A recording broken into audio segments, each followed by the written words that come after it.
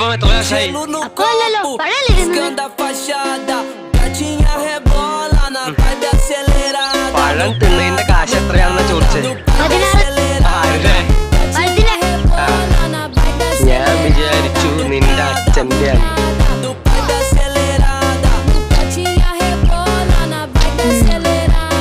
അതിനാദ്യം ഞാൻ ഉള്ളിന്ന് അടുപ്പിക്കട്ടെ. ഈ കട മോന്റെ.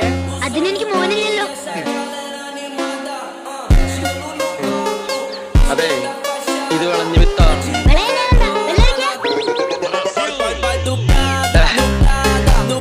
അതെനിക്കിഷ്ടായി. നിന്റെ പേരെന്താ? ബാബു. ബാബുവിനെ വീട്ടിലെന്താ വിളിക്കുക? ബാബു.